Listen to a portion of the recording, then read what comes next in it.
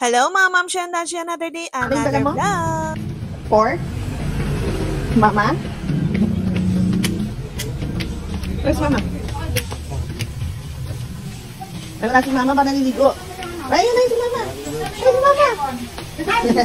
Ano sabihin mo? Happy Mother's Day! Happy Mother's Day, Mother! For today's menu guys, magluluto tayo ng carbonara. So nagdala na ako ng mga ingredients at ng aking kusina. Char, yung mga gagamitin kong panluto. Happy ka na naman sa sarili mo. Tignan mo nga kami kung nakapasok ako sa frame.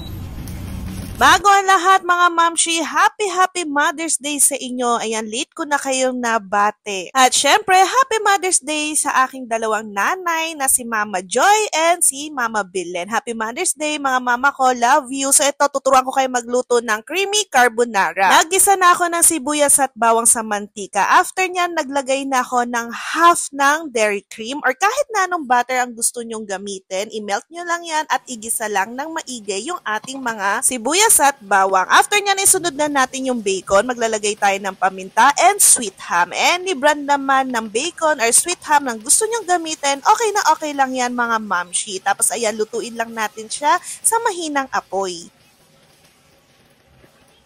Para masaya naman, eto nagpatulong ako kay Daddy Ariel. Total Mother's Day, mautusan natin ang ating mga asawa. Nagpabukas na ako nitong Nestle cream at nagpabebe pa ano. So gagamit din tayong cream of mushroom. Nang medyo maluto na yung ating mga sahog, eto magdi-dissolve na ako ng cream of mushroom sa isang basong tubig. Yan yung isang secret para masarap ang inyong carbonara, para medyo lumapot siya at talagang malasang-malasa ang carbonara. Naglagay na ako dito ng Nestle cream. Huwag kayong mag-alala mga mamshi, sisimutin ko yan sa dulo ng video kasi nagbablog-vlog nga ako. Ayoko naman medyo mahaba to, no? Yung pati paninimot, videohan pa natin. Ilalagay ko na tong cream of mushroom na dinisolve natin kanina sa water. Halo-halo lang yan guys. Nako, napakadali lang lutuin yan. Kaya sa mga hindi pa po marunong magluto, nako, isave nyo na tong video or isulat nyo na yung mga ingredients na ginamit dito. Mas madali itong lutuin kaysa sa spaghetti para naman malasa, masarap at creamy, cheesy. Naglagay na rin ako ng Eden cheese or kahit na anong cheese naman ang gusto nyo. Tapos naglagay pa ako ng paminta and half cubes ng chicken. Yes, meron po niyan para talagang malasa yung ating sauce para kayong kumain sa restaurant. Tapos naglagay na rin ako ng Alaska Evap pero hindi ko lalahatin yan. Konti-konti lang. Para sure ang lahat guys, tikman na natin. Hindi na ako naglagay ng salt dyan ha kasi ang cheese, ang cream of mushroom at yung nor, maano na siya guys, maalat. So ayan, perfect na guys. Eto pala guys, ang mama ni Daddy Ariel nyo. Ayan, nagsimba siya. Tapos, bumili na rin po siya ng mga chicken and spaghetti. Tapos, yung aking hipag, bumili ng mga pizza sa SNR. Ayan, yung mga bagets. Kasi itong mga apo niya, hindi kumakain ng carbonara. Syempre, ang lola, mahal na mahal ang mga apo. Ayan, kaya binilhan sila ng sarili nilang pagkain. Hindi na kami nagtangkal lumabas guys. Talagang alam na namin ang mangyayari, punuan sa mga restaurant, traffic, maraming tao. Alam niyo, super busy ang mall. Kaya dito na lang kami sa bahay magse-celebrate. At alam nyo ba, yung 1,000 plus ko, ang dami nang makakakain nitong carbonara. Tapos hindi ka pa tinipid sa sahog.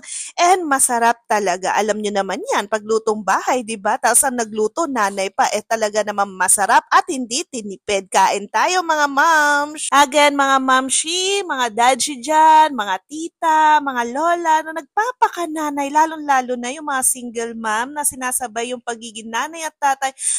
Happy Mother's Day sa inyo. Grabe, saludo ko sa mga ganong klase ng mga tao. Aminin, kahit nakakapagod magluto, pero ang sarap ng feeling, di ba? Kapag yung buong family mo, ay nagbubulol na naman ako, makikita mo na sarap silang kumain. Talaga naman nasusuklian lahat ng pagod mo. Kaya minsan, ito yung aking love language, yung pagluluto. Tapos gumawa rin pala ako ng fruit salad, mga moms.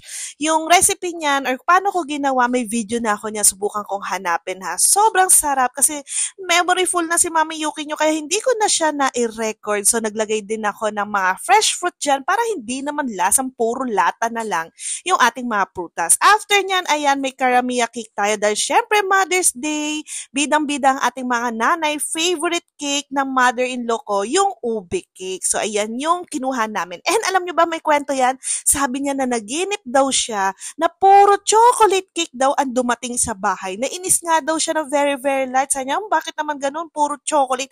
Wala man lang ube. Tapos ito, sobrang ngiti niya. At alam niyo ba sa niya, ang sarap nitong ube cake kasi favorite niya talaga. Dahil Mother's Day nga, napaka-sweet din tong hipag ko at hindi ako nakalimutan. Binilhan niya kami ni Mama at ako ng mga cookies tapos merong maliit na pa-flower dyan. Homemade to guys and mukhang masarap. Thank you so much, Tebe. Na-appreciate ko talaga.